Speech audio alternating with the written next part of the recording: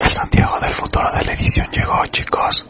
Solo para decirles que 1000 disculpas por no haber subido el video la anterior semana, como siempre se hace cada 2 semanas, pero digamos que he estado un poco ocupado con ciertas cosas que atender, pero bueno, nunca es tarde para publicar videos, así que espero que lo disfruten y sin más, ahora sí disfruten del Santiago del pasado.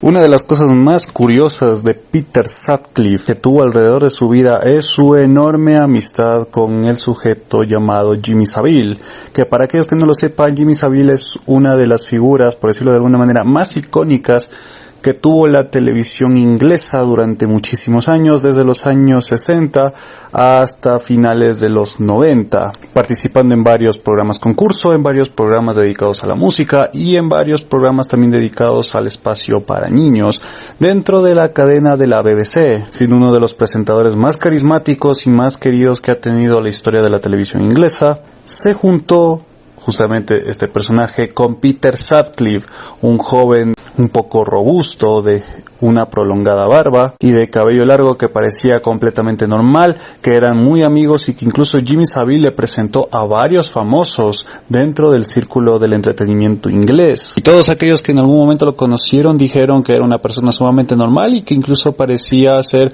bastante animado, bastante feliz, con bastante buena actitud, por decirlo de alguna manera. Lo que no sabían es que justamente tanto el uno como el otro personaje eran dos personajes del crimen. Para aquellos que no hayan visto el video, que una vez más se los recomiendo, para resumirlo de manera así muy rápida, Jimmy Savile, después de su muerte, se conoció decenas y decenas de denuncias de muchas personas adultas que afirmaban, y muchos de ellos confirmaban con testigos o con alguna prueba, que Jimmy Savile en algún momento abusó o se aprovechó de ellos cuando eran niños en sus programas de justamente dedicadas para los mismos, abriendo el mar y la controversia en todo el Reino Unido por el hecho de que prácticamente estuvo más de 4 décadas Jimmy Savile dentro de la televisión inglesa y nadie sospechó nada absolutamente de él y nunca salió nada a la luz. Obviamente que en principio se pensó que todo era una farsa para manchar el nombre de Jimmy Savile o simplemente sacar dinero a la familia, pero cuando estas denuncias fueron entre 6, 10, 12 personas y comenzaron a ser entre 20, 30, 60 o una cantidad mucho más grande de personas las que denunciaban esto, se comenzó a creer en la veracidad de los mismos, aparte que muchos de estos presentaron pruebas y presentaron testigos que corroboraban los hechos. Y que para rematar, para todavía hacer peor la cosa, Jimmy Savile era un íntimo amigo de la familia real de Inglaterra, lo cual obviamente abrió todavía más la mar de conclusión acerca de con qué clase de gente se familiariza justamente estos, y que para variar, uno de los escuadrones de inteligencia más grandes a nivel mundial, como lo es la Policía Real Inglesa, jamás en su vida pudo saber o investigó o supo de alguna de las fechorías de Jimmy Savile en vida. Y teniendo en cuenta que justamente es una de las instituciones policíacas o de la ley más férreas de todo el mundo, es casi improbable pensar que justamente a estos se le escapara un enorme depredador sexual que se paseaba libremente dentro del Palacio Real de la Reina. Pero bueno, en fin, más allá de todo esto, digamos que en una conclusión, o diciendo de alguna manera, en una unión desafortunada de dos criminales, llegó la historia de Peter Sutcliffe junto a Jimmy Savile. Pero la cosa no viene justamente de esto. Cuando justamente se desarrolló el caso de Irene Richardson, que su cuerpo fue encontrado de la manera como lo relaté hace unos instantes, no solo eso, sino que se la encontró, y por las imágenes que probablemente ustedes estén viendo, demasiado cerca a la propiedad de Jimmy Savile. Esto ha llenado a un mar de teorías en el que incluso dicen que la chica estuvo dentro de la casa de Savile y que tuvo relaciones sexuales tanto con Jimmy como con Peter antes de ser asesinada, y que justamente incluso muchas teorías arrojan de que ambos personajes asesinaron a la mujer. Pero en total, cuando se hizo la investigación en su época justamente por la muerte, nunca se pudo probar que Jimmy Savile tuviera algo que ver con el asesinato. Simplemente se quedó como en una curiosa coincidencia de que el cuerpo de la chica se encontrara muy cerca de la propiedad de Savile, aunque claramente eso tiene tela de que cortar teniendo en cuenta el tipo de persona que después de la muerte de se supo quién era Jimmy Savile, y obviamente con una amistad tan buena como la que tenía de Peter Sutcliffe, es muy difícil pensar que en algún momento Jimmy Savile no pudo haber ayudado de alguna u de otra manera a Peter para ocultar cuerpos, o mínimo para ocultarlo a él. Pero en fin, solo eso queda en especulación.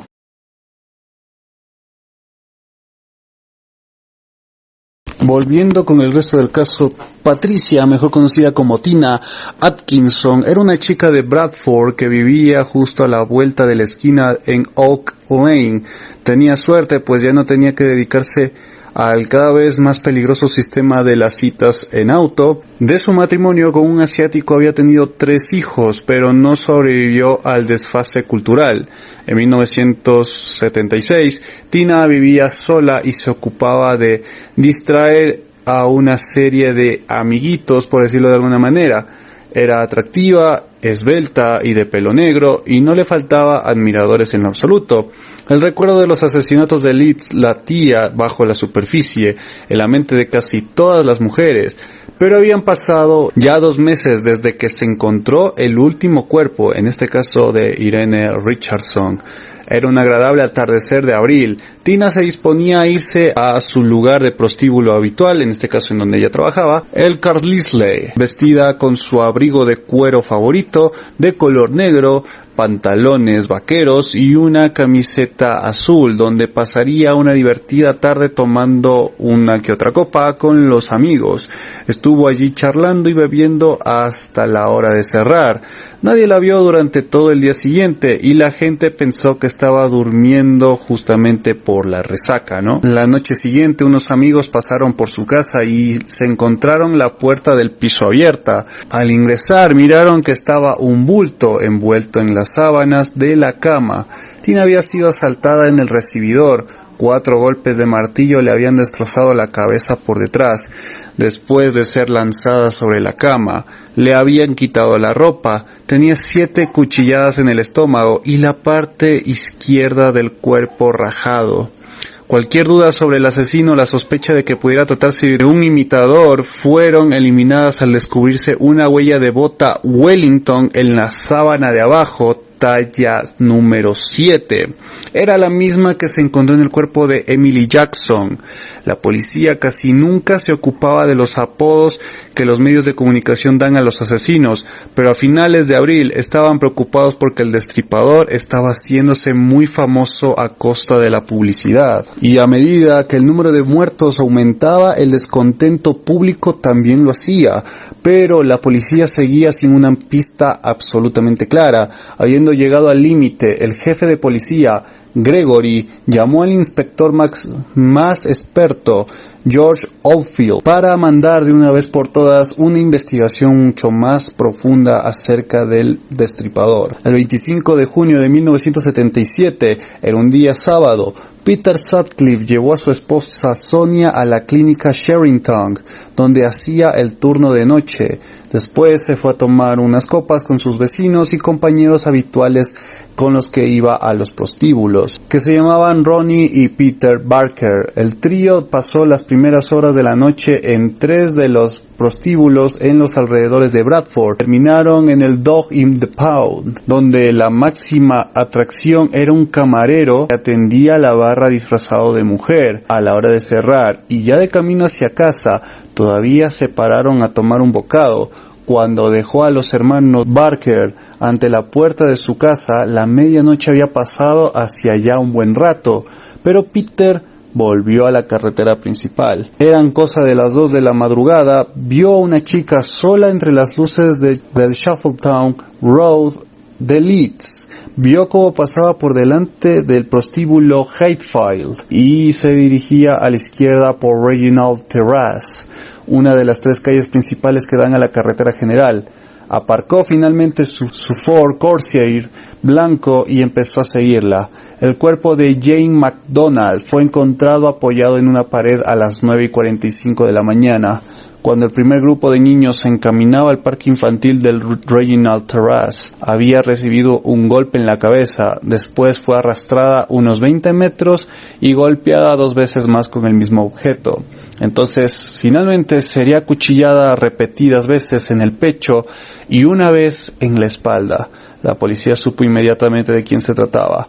La firma era inconfundible, pero existía una alarmante diferencia. Jan McDonald acababa de cumplir 16 años, trabajaba en el departamento de zapatería de un supermercado cercano y tenía recién terminado su periodo escolar. La noche de su muerte había estado con unos amigos en Leeds y fue asaltada al volver a casa de sus padres, unos cientos de metros más allá de donde se encontró su cuerpo. Los McDonald eran una familia típica del otro tipo de vida que se hacía en Shoveltown, una familia feliz que trabajaba duro. Jan McDonald no era una prostituta, ni una chica ni para considerarla tampoco como una chica para pasar un buen rato. Su única relación con el mundo del barrio chino era que simplemente ella vivía allí. Cuando se hizo patente que el asesino estaba matando adolescentes que acababan de abandonar el colegio, el efecto sobre la investigación fue fulminante. En el momento de iniciarse la investigación sobre Jane, la policía ya disponía en septiembre de 700 entrevistas hechas a residentes de 221 calles de la vecindad y de 3.500 declaraciones de muchas prostitutas. Aumentaba la presión para que la policía presentase los resultados. 2 semanas después, el asesino atacó brutalmente a Maureen Long en un erial desierto cerca de su casa en Bradford. Por algún extraño milagro sobrevivió, pero la descripción de su asaltante ayudó poco a la encuesta policial. Más de 1,80 m de estatura, edad entre 36 o 37 años, pelo de color rubio. En esa época, el ministro del Interior, Merlin Rees, visitó el llamado cuartel general del Destripador en Leeds. Se le informó de que 304 policías trabajaban en el asunto, que había entrevistado a más de 175,000 personas, reunido 12.500 declaraciones y comprobado 10.000 vehículos. Si la policía hubiera sabido el tipo de hombre que estaban buscando, poco hubiese importado. Había que buscarlo en una casa inmaculadamente cuidada en la zona de clase media de Bradford. Peter y Sonia Sutcliffe se acababan de mudar a Garden Lane 6, nueva casa en Heaton, en agosto. Por primera vez vivían de forma totalmente independiente. A los 31 años, el señor Sutcliffe pasaba por ser un vecino educado y de buenos modales, y un empleado que trabajaba muy duro y en quien se podía depositar la confianza. Un buen hijo y un marido fiel. Era el tipo de hombre al que le encantaba estar arreglando el auto los fines de semana. Nada en él llamaba especialmente la atención y desde luego nadie se hubiera atrevido a decir que encajaba con la imagen de un asesino múltiple. El 1 de octubre de ese mismo año, también un día sábado, John Burnett Jordan subía al auto nuevo del asesino, un Ford Corsair rojo, en Mourside, Manchester. Aceptó 5 libras de adelanto y le guió hasta una zona a 3 kilómetros de distancia, cerca del Southern Cemetery, un lugar muy frecuentado por prostitutas. Y a unos pocos metros del auto, el destripador golpeó el cráneo de la chica con un martillo con todas sus fuerzas, una y otra vez hasta un total de 11 veces. Llevó el cuerpo hasta unos arbustos, pero le sorprendió la llegada de otro auto y prefirió poner tierra de por medio. Al volver a casa aquella noche era perfectamente consciente de que había dejado una huella esencial junto al cuerpo de la víctima. El billete de 5 libras que le había dado estaba recién salido de la Casa de la Moneda. Lo cogió de la paga que había recibido solo 2 días antes. Sutcliffe esperó 8 largos días. El cuerpo no había sido descubierto y se arriesgó a volver para agarrar el billete. A pesar de buscar desesperadamente, no fue capaz de encontrar el bolso ni el billete. En una reacción de frustración, se colocó encima del cuerpo de la víctima con un trozo de espejo roto. Incluso intentó cortarle la cabeza, pensando que eso evitaría que le identificaran a través de los golpes de martillo. Al final se dio por vencido, no sin antes darle varios puntapiés al cuerpo. Seguidamente volvería a casa. Un día después, el dueño de una de las parcelas del terreno en donde se cometió el crimen encontró el cadáver desnudo. Llamó a la estación de policía de Shorthorne-cum-Hardy, pero la cabeza estaba irreconocible y no se encontró nada que pudiese identificar a la víctima entre las cosas que la rodeaban. Su identificación fue posible gracias a una huella dactilar que dejó en una botella de limonada antes de salir de su casa por última vez. Jan Jordan tenía tan solo 21 años y había sido advertida en 2 ocasiones por practicar la prostitución. Vivía con un hombre que conoció al llegar al Manchester y tenían 2 hijos.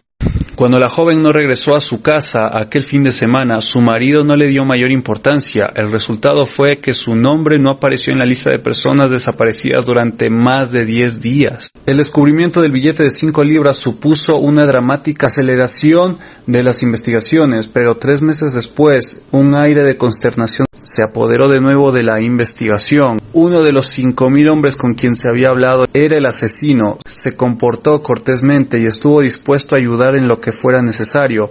No despertó sospechas. Después de abandonar su casa, los inspectores hicieron un informe de 5 hojas que le eximía de toda culpa. La casa de Sutcliffe era el tipo de casa con que siempre había soñado Helen Ritka, una despampanante muchacha de 18 años. En 1978, un 31 de enero, compartía con su hermana Rita un cuarto miserable cerca de la autopista a su paso por Huddersfield. Trabajaban en pareja en el deprimido y poco llamativo barrio chino de la zona de la calle Great Northern. Los arcos del puente de la vía férrea de Leeds a Manchester hacían las veces de lupanar, pero Helen y Rita estaban un escalón más arriba en el negocio, se dedicaban a los autos. A causa del destripador habían ingeniado un sistema por el cual clientes las recogían por separado, pero al mismo tiempo a la entrada de unos lavabos públicos le daban a cada cliente 20 minutos de tiempo y volvían a encontrarse después de los servicios. Incluso apuntaban el número de la matrícula del auto de la otra antes de irse con el siguiente. Pero todo salió terriblemente mal aquella noche del martes 31 de enero del 78. Estaba nevando. Helen llegó a su punto de cita 5 minutos antes de la hora acordada. Eran las 9 de la noche. El hombre barbudo del Ford Corsair rojo le ofreció ganarse rápidamente otras 5 libras. Probablemente antes de que volviera Rita, las hermanas no se volvieron a ver nunca más. Helen llevó al desconocido a un depósito cercano de madera de construcción. El de Gerrards era poco habitual en él, pero Sutcliffe tuvo esta vez relaciones sexuales con Helen, más que nada porque la presencia de 2 hombres en aquel patio le obligó a retrasar su ataque con el martillo. Golpeó a la chica cuando intentaba volver al asiento delantero. Desde el trasero, seguramente ansiosa por reunirse con su hermana. Falló el primer golpe y le dio a la puerta del auto. El segundo le acertó en la cabeza, pues la golpeó 5 veces más. Los golpes se realizaron a pocos pies de la cabaña del capataz del patio maderero. Las paredes quedaron manchadas de sangre. El cuerpo de Helen fue llevado a una pila de maderas y escondido. Su ropa se encontraba desperdigada. Los calcetines estaban colocados. Los panties negros los encontró un poco antes un conductor de camiones y los echó cerca de una puerta de las cabañas. Presentaba horribles mutilaciones, 3 cuchilladas en el pecho y las señales de haber sido apuñalada rápidamente en las mismas heridas. También habían señales de arañazos en el cuello. Rita volvió al lavabo público. Estaba muy preocupada, pero el temor que le tenía la policía aún era mayor. Hasta el tercer día no denunció la desaparición. 3 días antes de que un perro policía olfatease el cadáver, la policía se sentía optimista. La última víctima había desaparecido al empezar a caer la noche y de una calle muy concurrida. Se consiguió localizar a más de 100 peatones y a todos los vehículos menos 3. George Oldfield participó en el show radiofónico de Jimmy Young y sugirió que algún ama de casa, novia o madre debía tener ya serias sospechas respecto a la identidad del destripador, pero no fue así. El asesino era demasiado precavido. Algunas semanas más tarde, el 26 de marzo de ese año, un paseante se fijó que debajo de un sofá, vuelto boca abajo, asomaba un brazo. En Loom Lane, parte del barrio chino de Bradford, el olor a podrido de lo que él creyó era un trozo de maniquí, le impulsó a ir corriendo a llamar por teléfono. Yvonne Pearson, de 22 años, era una prostituta profesional en toda regla, que había trabajado con hombres ricos de negocios en la mayoría de las ciudades de Gran Bretaña. A pesar de ser una chica de Leeds, su diario contenía direcciones de clientes de todo el país. Le habían matado 2 meses antes, 10 días antes de que Helen Ridka, con un instrumento romo muy pesado, el asesino había modernizado su instrumental. La víctima recibió los golpes en la cabeza y en el pecho. Tenía el pelo de relleno del sofá metido en la boca. Incluso daba la impresión de que el asesino había vuelto al lugar del crimen para hacer más visible el cuerpo. Tal como se suponía, había sido hecho con el cuerpo de Jan Jordan 4 meses antes. En Manchester, debajo de uno de sus brazos, puso una copia del periódico Daily Mirror, con fecha de 4 semanas después de producirse la muerte. Yvonne Pearson sabía muy bien los riesgos que entrañaba su profesión, y le habían hablado a un vecino sobre la preocupación que le producía el destripador. La noche de su muerte dejó a sus 2 hijas pequeñas, Colette y Lorraine, con una vecina de 16 años. Después se fue al prostíbulo Flying Dutchman. Lo abandonó a las 9:30 de la mañana y a los pocos minutos montaba en el auto de un hombre con barba. Lo abandonó a las 9:30 de la noche y a los pocos minutos montaba un auto de un hombre con barba y ojos negros penetrantes. Aparcaron en un descampado cerca de la calle Arlington. La mató con el martillo, la arrastró hasta un sofá abandonado y saltó encima de ella hasta romperle las costillas. 2 meses después de descubrir el cuerpo de Yvonne Pearson, Vera Millward, frágil, enferma y con un aspecto de 15 años más vieja de sus 41 años reales, murió en una parte bien iluminada de los terrenos de la Royal Infirmary en Manchester. El destripador le dio 3 golpes en la cabeza y después le abrió el estómago de una cuchillada. De origen español y madre de 7 hijos, la víctima llegó a Gran Bretaña después de la guerra trabajando de criada. Posteriormente vivió con un jamaiquino y pronto hubo de recurrir a la prostitución para mantener a su familia. En la noche del martes 16 de mayo, su amante pensó que había salido del piso que tenían en la avenida Greenham para comprar cigarrillos y algún calmante para sus dolores crónicos de estómago. Un jardinero la descubrió a la mañana siguiente, a las 8 o 10 de la mañana. Estaba sobre un montón de basura en una esquina del aparcamiento. En un primer momento pensó que se trataba de algún tipo de muñeca. Se encontraba tendida sobre el lado derecho, la cara boca abajo, los brazos doblados al lado de su cuerpo y las piernas estiradas. Los zapatos estaban apoyados cuidadosamente contra una verja al lado del cuerpo. La recubría parcialmente un abrigo verde y el asesino puso un trozo de periódico tapando su cabeza, horriblemente desfigurada. La recompensa por alguna información que condujese a la detención del destripador de Yorkshire era por entonces de 15,000 libras. Nadie del equipo de George Oldfield dudaba a estas alturas de que el hombre que buscaban vivía en West Yorkshire, probablemente justo delante de sus narices, en Leeds o Bradford. Al término del año del 78, los inspectores de policía habían estado 4 veces cara a cara con el destripador y le habían visitado 2 veces en relación con la pista de las 5 libras. 3 meses después del asesinato de Vera Millward, volvieron a hacerle una visita, debido a que el número de registro de su auto había aparecido rápidamente al hilo de comprobaciones especiales sobre las zonas de Leeds y Bradford. La policía estaba buscando pistas que pudieran coincidir con las huellas tomadas. 21 meses antes, en la escena del crimen de Irene Richardson, como siempre, el criminal se comportó de forma serena, sin traicionar su condición de asesino. Los inspectores nunca fueron encargados de verificar el grupo sanguíneo, algo muy raro, o la talla del pie, que era demasiado pequeña para un hombre, de Sutcliffe, 2 de los factores bien conocidos del asesino. Los retratos robots fueron el método clave que permitió localizar al destripador de Yorkshire. De las 20 mujeres que asaltó, sobrevivieron 7. Cada una de ellas intentó ofrecer una detallada descripción de su aspecto.